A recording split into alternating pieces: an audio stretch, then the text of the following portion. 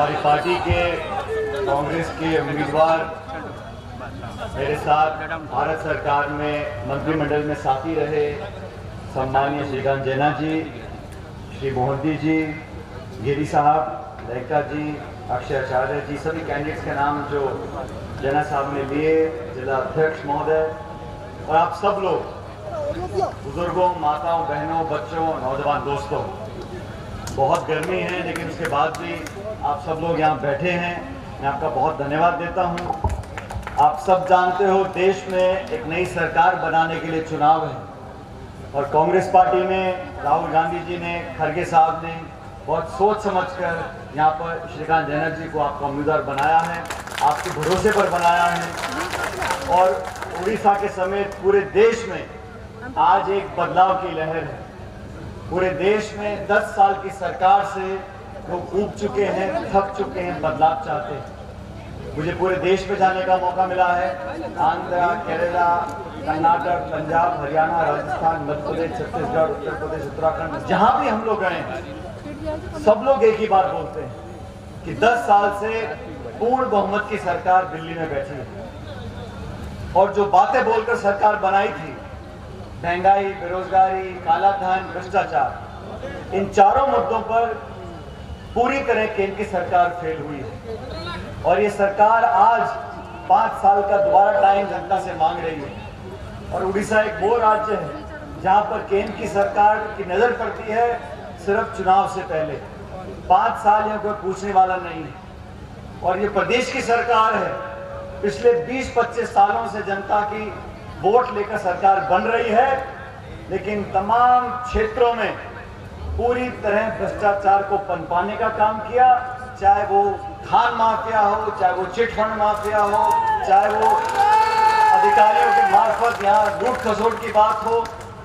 जनता vote डालती है सरकार बनाकर अपने जीवन को बेहतर बनाने के लिए, लेकिन यहाँ पर ऐसी सरकार है जो जनता के वोट का सम्मान नहीं करती। और बड़ी अजीब बात है साथियों, जहां जहां बीजेपी की सरकार राज्यों में है तो बीजेपी बोलती है हमारी डबल इंजन सरकार है, केंद्र में भी है और राज्य में भी। लेकिन उड़ीसा ऐसा राज्य है जहां बीजेपी की सरकार राज्य में नहीं है लेकिन फिर भी इसको डबल इंजन सरकार बोलते हैं क्योंकि आपस की मिलीभगत रहती है। 5 साल मिलकर आपने सारे काम किए, अब चुनाव आ गया तो राजनीतिक गणित लगाने के लिए आपने समझौता कर पूरी सिस्टम को फैलाने का काम किया है।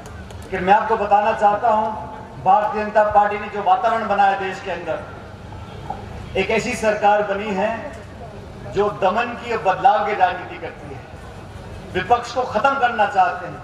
कांग्रेस देश की सबसे बड़ी विपक्ष की पार्टी है। कांग्रेस पार्टी के बैंक के खातों को सीज किया चुनाव के दौरान, 2 निर्वाचित मुख्यमंत्रियों को जेल में डाल दिया, 147 सांसदों को एक दिन में निलंबित किया और पीछे से कानून पारित करा दिए। संवैधानिक संस्थाओं को लगातार चुनौती मिल रही है।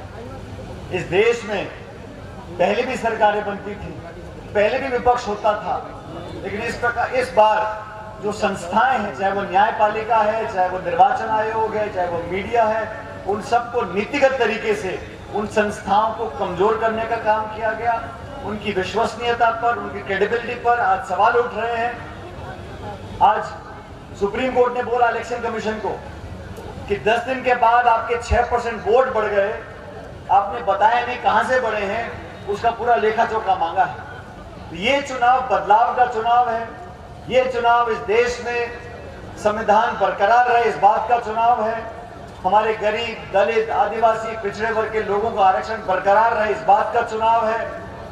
ये चुनाव 10 साल से जनता को वादे करने के बावजूद काम ना करने का बदला लेने का चुनाव है। और मैं आपको आश्वासन देना चाहता हूं, उत्तर भारत में जहां से मैं आता हूं, राजस्थान से, वहां पर बदलाव हो रहा है। भारतीय जनता पार्टी जो पहले सारी सीट जीतती थी, आज वो 4 चरण के बाद पूरा बैकफुट पर है।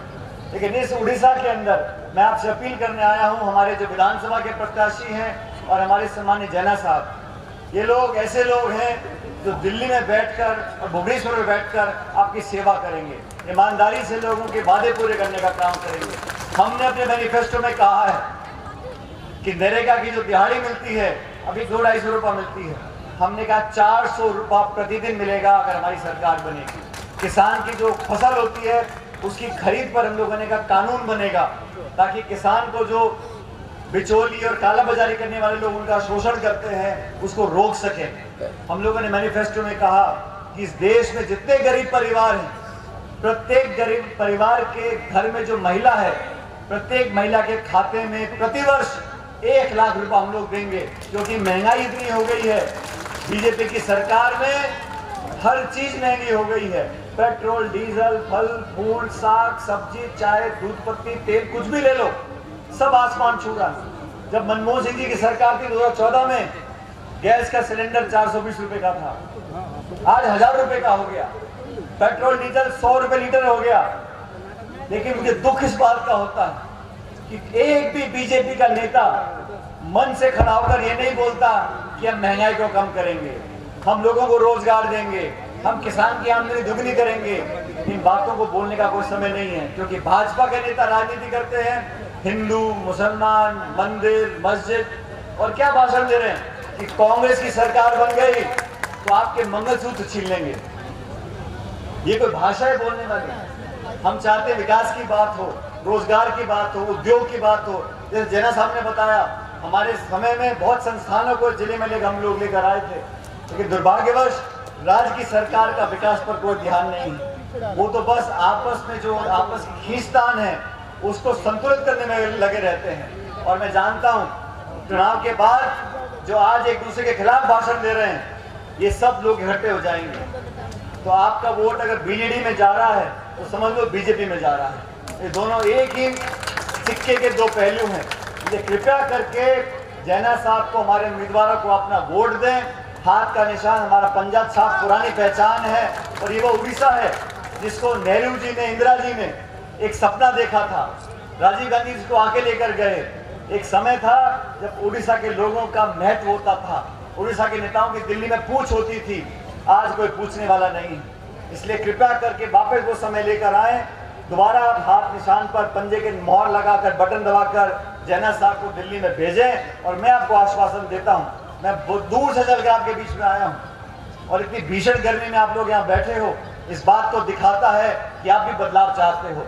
जब 9 से 14 तक श्रीकांत जैना साहब यहाँ से सांसद रहे, दिल्ली में पूछ थी, केंद्र के मंत्री थे, और 10 सालों में जो सांसद बने हैं बीजेपी बीजेडी के, उन्होंने क्या निवेश किया है?